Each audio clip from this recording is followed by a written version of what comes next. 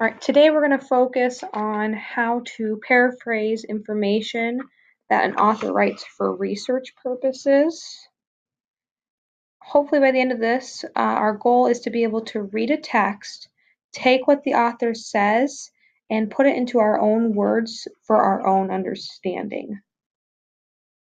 This is the area that we're going to be focusing on today. This is the paraphrasing activity. Our goal is to rewrite an idea and put them into our own words.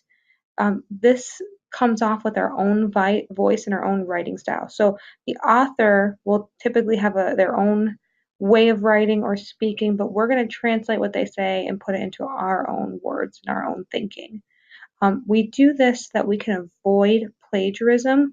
We cannot copy and paste what the author says and use it as our own. We have to come up with a way to put it into our own words.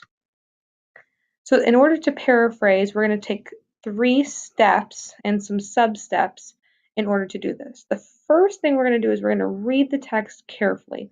We're focusing on understanding the main idea of the text. Then we're going to cover the text up and we're going to softly ask ourselves, what did I just read? We do this so that we can summarize our reading into a very short synopsis. And then finally, we're going to restate what we just read, making sure to put it into our own words. In order to do this, once we have our information and we've taken the main idea, we're going to look back at the text and use the 4 R's of rephrasing to turn the words into our own. The first step is the remain step. This is an important step because we're going to look for important names, dates, and locations, and we're going to keep those the same. You can't change these because these are factual information. You can't change the name Thomas Jefferson into Tommy Jefferson. It does not work. These stay the same. In this case, I'm going to bold those words in a dark font. Then I'm going to look through the text. I'm going to look for words that I can find synonyms for pretty easily or with a thesaurus. I do this because I want to take what the author says and put them in my own words, and I might not use the words the author uses. I'm going to try to use, in this case, either more understandable words or words with more personality than the author might use. So I'm going to replace these words and I'm going to italicize those words. Then I'm going to rearrange some of the phrases or words just to avoid keeping them to look just like the author. So this might be short. If there's 2 choices, I just might flip-flop the choices, or I might take something I read in the middle or the end and put it at the beginning. As long as that order of events or sequence are not important, then I can switch however I want to, as long as it makes logical sense. Then I'm going to recheck or reread my sentence or my paragraph to make sure that my ideas match the author's, but they're written in a new way.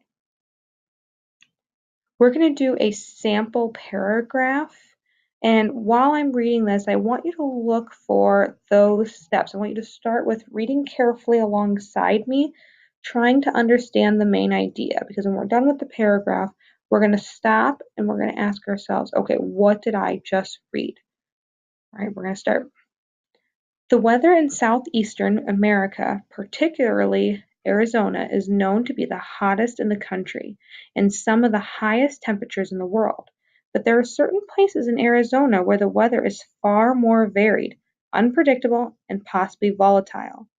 In Flagstaff, Arizona, the weather is notoriously unpredictable, with a torrential downpour turning into a sunny day within 20 minutes.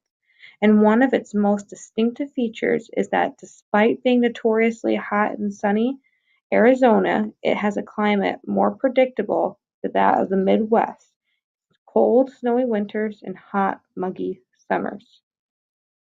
All right, so I'm going to change the page and we're going to read carefully. So I'm going to move off the screen and we read carefully. Now we're going to ask ourselves, what did I just read? What was it that I just read in my own words?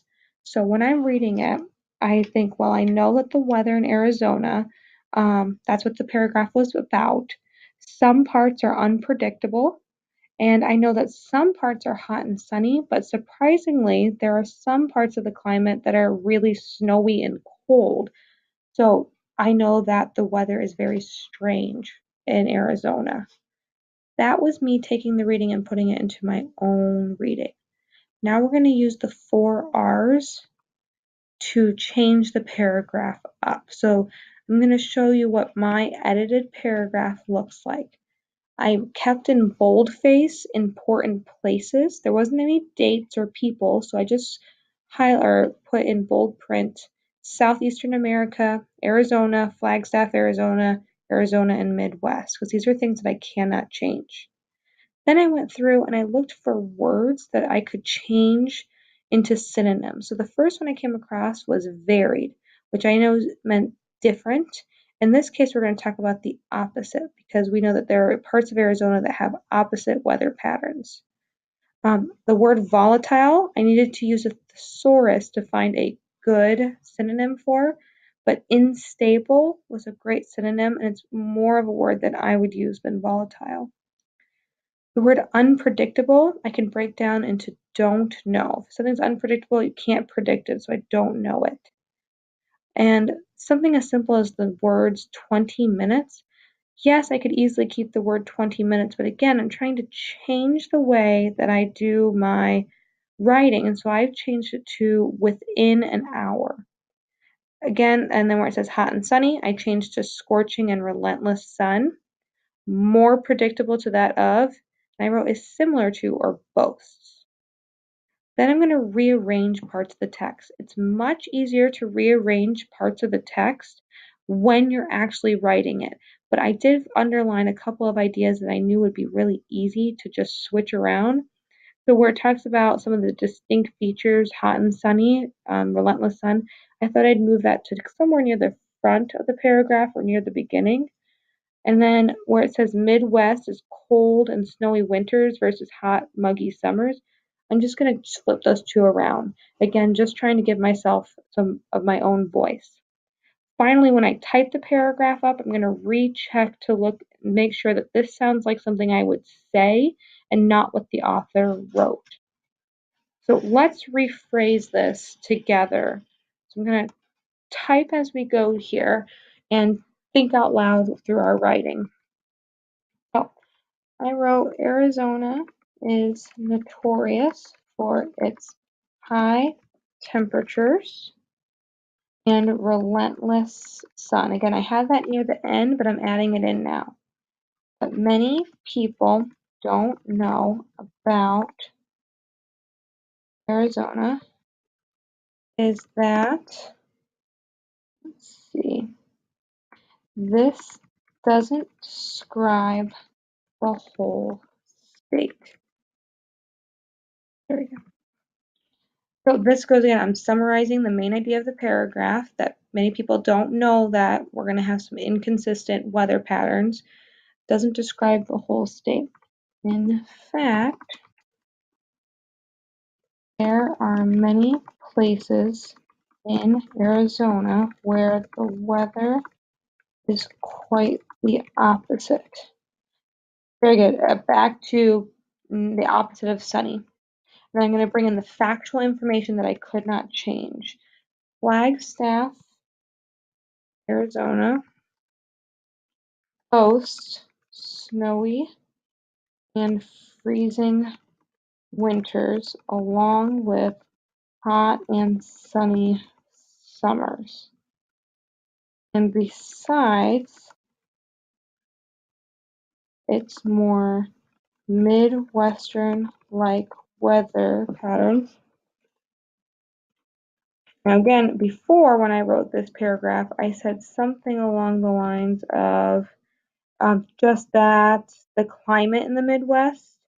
So I just changed that to Midwestern patterns. There we go. It still has some of the most unstable weather around. So when we're writing this, and I'm going to go back to one more sentence where it says, where a nice and sunny day can turn into a rainstorm and back within an hour.